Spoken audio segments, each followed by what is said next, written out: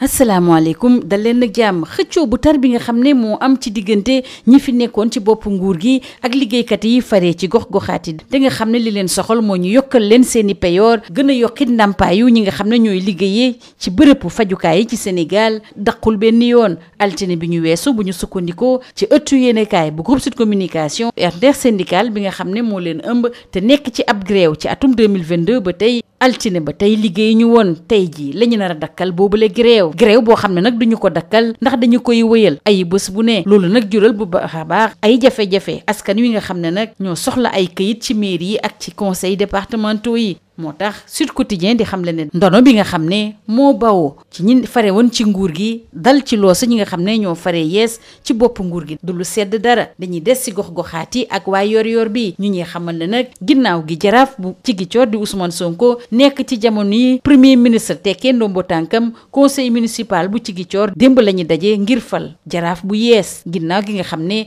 ñett ci ay mbër dañoo deltu gannaaw fal nañu nag ki nga xam ne inspecteur du trésor la di Djibril Sonko ci téeméer boo jël ci conseillers yi juróom-ñaar fukk ak juróom-ñaar yépp moom la ñu woteel loolu yóbbee ñu nag ñu waxtaanee déclaration de politique générale bi nga xam ne ki nekkoon meeru Ziguinchor nekk ci jamono yi premier ministre moom la war a amal ci assemblée nationale mbir mi soxal lool ëttu yéenekaay yi ñu xëyandool bu ci mel ne ëttu yéenekaay bu groupe Sud Communication muy xam le ne boobu la déclaration de politique générale jur na coow ci assemblée li ko indi mooy ñàkk déggoo jëmale ci charte bi nga xam ne moo lal assemblée di règlement intérieur bi suñu naataangoo yi di ñu xamal ne nag ginnaaw gi waa groupe parlementaire Yewwi Askan Wi jàkkaarloog taskatu xibaar yi di xamle ne premier ministre Ousmane Sonko du lenn lu ko tënk ngir mu ñëw ci kanamu député yi amal loolu lee ndax règlement intérieur bu assemblée nationale xamul mooy kan kon boog xamul lan mooy déclaration de politique générale tax na bu coow li ni kur suñu réew lu ko dalee ki fi nekkoon député di Thierno Bocoum fare ci Agir Moussa Diakhaté jiite commission des lois ci assemblée nationale Doudou Wade bu parti démocratique sénégalais Marietou Dieng di ab député non inscrite Guy Marius Sagna nekk député ci assemblée nationale Thierno Alassane Sall bi nekkoon mbër ci jongante yi ñu weesu ci weeru mars ak it Bougane Gueye Dany ñoom ñëpp daal ci am gis-gis Marietou Dieng di député non inscrite di xamal ne daal DPG bi moom gisul lu ci nit di ragal xanaa kay premier ministre bi moo ci am lam cay ragal ak lu mën a am professeur Meïssa Diakhaté agrégé ci droit public di xamal waa Sud Quotidien ni premier ministre bi fi mu toll nii lenn tënk ko ngir mu amal boobu la déclaration de politique générale ci diir bi nga xam ne ca lañ ko doon xaar ci assemblée la ñuy des ndax waa laas ñi ngi xamal ne ñoom it coow bi nga xam ne moo am ci déclaration de politique générale law na ba ci assemblée nationale bi nga xam ne dafa ne woon tekk-tekkaaral ci février ci atum 2024 ba tey waaye fi mu toll nii kaddu yaa ngi jib foofulee waa Benno Bokk Yaakaar di xam ne tey jii ci àjjuma ji danañ jàkkaarloog taskatu xibaar yi ñeneen nit ñoo xam ne dañu say fas yéene àddu mooy ñi nga xam ne ñoo fare ci wàllu dañuy des ci kaddu yi nga xam ne nag mi ngi jibee fu ne ak waa bés bi le jour ñuy xam ne nag kàddu yu dëgër la ñuy yëkkati teg ko ci ndodd premier ministre Guy Marius Sagna dafa bind ab bataaxal premier ministre bi di ko soññ ne bu mu ñëw ci assemblée nationale fileeg joyante wuñu seen règlement intérieur Thierno Alassane Sall di xam le ne nag bañ a teew ci kanamu député yi du li nga xam ne moom lañ doon xaar ci nguur gu yees gi nga xam ne dafa xamle woon ne doxalin bu yees lay indi ci bopp réew mi Senghane Senghor fare ci RADDHO di xam le ne déclaration de politique générale nag lu am solo la ngir yorin wu sell ci suñu réew mu Ndiaye Cissé bu ONG 3D di ko feelu ci biir tribune mu ne DPG ndeyu charte réew mi ci boppam moo ko teg ci ndoddu premier ministre dañuy des ci déclaration de politique générale boobu li nga xam ne nag tribune da ko utal tur gu yees muy déclaration de polémique générale maanaam loo xam ne ab coow gu taratar la jur suñu réew Thierno Bocoum di si samp ab laaj mbaadu dañoo nar a jalgatiwaat ndeyu charte réew mi ci mim réew Bougane Gueye Dany bi jiite gëm sa bopp ba tey ci biir tribune di xam le ne ci weeru décembre ci atum 2023 Yewwi Askan Wi dafa déposé woon ab motion de censure teg ko ci ndodd gouvernement bu Amadou Ba bàyyiwuloon xel benn yoon règlement intérieur bi tey ji nag ngir ñu bañ a amal déclaration de politique générale bi tax na ba ñu gestu nag boobule règlement intérieur ba ñu sukkandikoo ci Bougane Gueye Dany li la yëpp li ko waral muy ñëw wàllu premier ministre boo xam ne amul ab projet boo xam ne dana ko mën a teg ci kanamu député yi ak askan wi dañuy des ci sox yi nga xam ne mi ngi bawoo fu ne ñu teg ko ci ndodd Ousmane Sonko ak ay député yi fare ci Yewwi Askan Wi ak Les Échos Thierno Bocoum di xam le ne ñàkk xam la gën a nduróol ñu jàll nag ci ndaje bi nga xam ne tey jii lay jeex ci Ndakaaru te ñu ubbi woon ko démb ñu duppee ko assise de l'entreprise te CNP di kuréel bi nga ëmb njaatige yi doon ko amal ñu profité ci bu baax a baax bu ñu sukkandikoo ci les Échos dellu si nag ci yi nga xam ne moo leen teree nelaw béy di añ bi jiite CNP di xamle ne nag càmbar bu baax a baax alalu askan wi nga xam ne nag ñenn ñi dañ koo yore lu am solo la ci wàllu yorinu sell waaye nag warul tax ba ñu dakkal li nga xam ne mooy déggoo yi am ci diggante état bi ak privé yi nga xam ne ñu ngi koy liggéey ci jamono ji li ñuy xaar ci nguur gu yees gi yeggee nañu ko waa l'info lenn daal la leen soxal mooy sukkaliku ci wàllu koom-koom teg ci it seen nekkin sell lool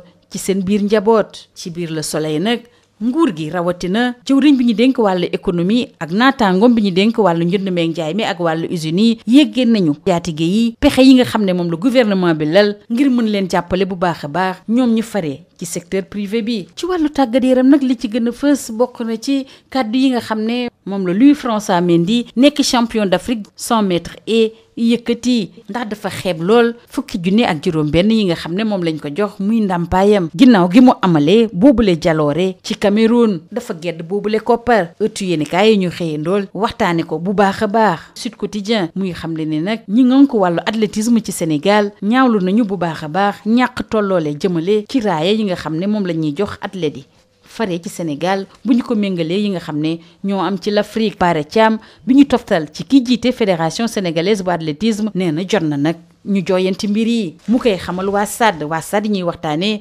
Copa América bi ni Brésil nag jafe-jafe yu taratar la nekkee ndax dafa sës si mur bi ëllëg ci dibéer bi nag amateuru lamb yi danañu kontaan ndax Ama Baldé moo nar a jàkkaarloo Gris Bordeaux jàkkaarloo bu taratar la nar a doon ci diggante waa Fass ak waa Pikine ndax combat yu am solo lay doon saa su ne ki ñu koy fàttali di sunu lomb lii moo gënoon a fës ci ëttu yéenekaay yi ñu xëyee ndool yendoog jàmm. Bonjour. Le bras de fer entre le régime sortant et les travailleurs des collectivités territoriales qui réclament une revalorisation de leur salaire, le relèvement du point indiciaire et l'augmentation des indemnités du personnel de santé perdure avec le nouveau régime, signale au quotidien du groupe Sud Communication. Lundi dernier, l'intersyndicale des travailleurs des collectivités territoriales du Sénégal en grève depuis 2022 a encore décrété un mouvement d'humeur de 120 heures jusqu'à ce vendredi 28 juin 2024. Mot d'ordre renouvelable chaque semaine, ce aux grandes dames des usagers du service public administratif, des mairies et conseils départementaux, selon le confrère de l'Avenue Bourguiba. Conséquence, ceux qui ont besoin de documents administratifs et d'état civil risquent de ne pas les obtenir. Restons dans les collectivités territoriales. Yor bi renseigne qu'après la démission du Premier ministre Ousmane Sonko, le conseil municipal de Ziguinchor s'est réuni ce 27 juin pour élire un nouveau maire. Il s'en est suivi, suite au retrait des 3 autres candidats, un vote remporté par l'inspecteur du Trésor, Djibril Sonko, avec 77 voix. Justement, place à la déclaration de politique générale de l'ancien maire de Ziguinchor, le Premier ministre Ousmane Sonko, qui intéresse la presse parue ce jour. Véritable exercice républicain ancré dans la tradition démocratique du Sénégal pour tout nouveau chef de gouvernement, la déclaration de politique générale est en train de susciter une polémique majeure dans l'espace politique. Selon Sud Quotidien, la dernière sortie du groupe parlementaire Yewwi Askan Wi qui récuse l'obligation pour l'actuel Premier ministre Ousmane Sonko de se présenter devant la 14e législature en raison d'omissions dans le règlement intérieur de l'Assemblée nationale, lequel ne reconnaît plus le Premier ministre, ni la DPG, ni la motion de censure, ni la question de confiance a fini de provoquer un tollé général de l'ancien député Thierno Bocoum d'Agir à Moussa Diakhaté, président de la commission des lois, en passant par Doudou Wade du Parti démocratique sénégalais, Mariétou Dieng, députée non inscrite, Guy Marius Sagna, député, Thierno Alassane Sall, ancien candidat à la présidentielle et autres Bougane Gueye Dany de Gëm Sa Bopp, les appréciations divergent d'un camp à un autre. Mariétou Dieng, députée non inscrite de la 14e législature, d'affirmer, je cite, c'est le Premier ministre qui a peur, sinon il n'y a rien. Suffisant pour que professeur Maïssa Diakhaté, agrégé de droit public, reprécise que le Premier ministre n'est plus enfermé dans un délai pour se soumettre à la déclaration de politique générale. Restons avec l'AS, selon qui les lignes se frottent à nouveau à l'Assemblée nationale. Depuis février 2024, l'institution parlementaire parlementaire était absente des débats, mais la sortie avant-hier du groupe parlementaire Yewwi Askan Wi semble déconfiner les députés. Le groupe parlementaire Benno Bokk Yakaar annonce un point de presse aujourd'hui et leurs collègues du groupe parlementaire Wallu vont de leur côté se retrouver. Toujours au chapitre des réactions, ces séries de réactions avec Bës Bi Le Jour, qui les qualifie de déclarations politiques guerrières. Guy Marius Sagna, député à l'Assemblée nationale, écrit au Premier ministre Ousmane Sonko et l'invite à ne pas venir à l'Assemblée nationale, alors que Thierno Alassane Sall affirme que se dérober n'est franchement pas le chemin de la rupture. Et toujours dans les colonnes de Bës Bi Le Jour, Senghane Senghor de la RADDHO rappelle que la déclaration de politique générale est un acte de bonne gouvernance. Entre menaces de motion de censure et dissolution de l'Assemblée nationale, la déclaration de polémique générale fait rage. Au moment où Thierno Bocoum s'interroge, irons-nous vers une autre violation de la Constitution? Moundia Cissé de l'ONG 3D de rappeler que la DPG est une exigence constitutionnelle. Au moment où Bougane Gueye Dany, toujours sur la déclaration de politique générale, rappelle qu'en décembre 2023, Yewwi Askan Wi avait déposé une motion de censure contre le gouvernement de Amadou Ba en faisant fi du règlement intérieur de l'Assemblée nationale. Aujourd'hui, ces mêmes députés veulent légitimer une forfaiture en convoquant ce même règlement intérieur pour tirer d'affaire un PM qui, en vérité, n'a pas de projet de gouvernance à défendre, d'après le leader de Gëm Sa Bopp. Restons avec ces tirs groupés sur Sonko et ses députés avec Les Échos, qui donnent la parole à Thierno Bocoum d'Agir, qui insiste vouloir substituer la DPG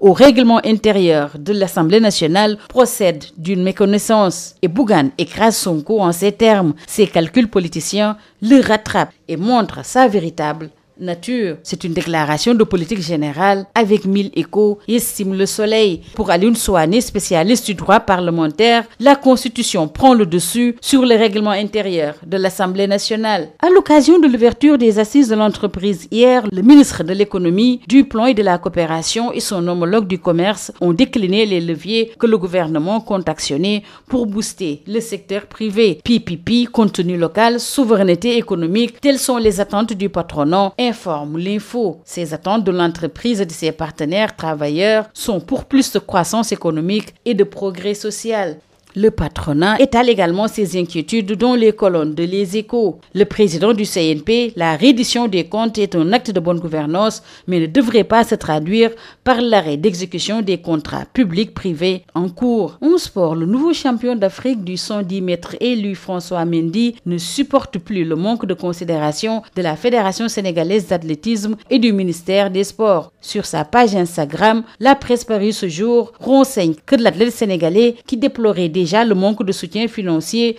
pour la préparation de sa participation aux Jeux Olympiques de Paris s'en est offusqué. Près de 2 jours après son sacre à Douala, il a laissé exploser sa colère et sa déception. Il crie au scandale après avoir reçu 80 000 francs de prime. Pour Bara Thiam, le vice-président de la Fédération sénégalaise d'athlétisme, Louis-François Mendy, est dans son droit, lit-on dans les colonnes de Stade, qui s'intéresse à la Copa América avec le Brésil, qui est dos au mur. On lutte. Dimanche, les amateurs ont droit au vrai derby de la lutte sénégalaise. Ama Baldé et Gris Bordeaux vont s'affronter pour ce qui sera le classico entre Fass et Pikine, une rivalité légendaire qui tient en haleine le monde de la lutte depuis des lustres, rappelle Sunu Lamb. C'est tout. À vos journaux et très bonne lecture.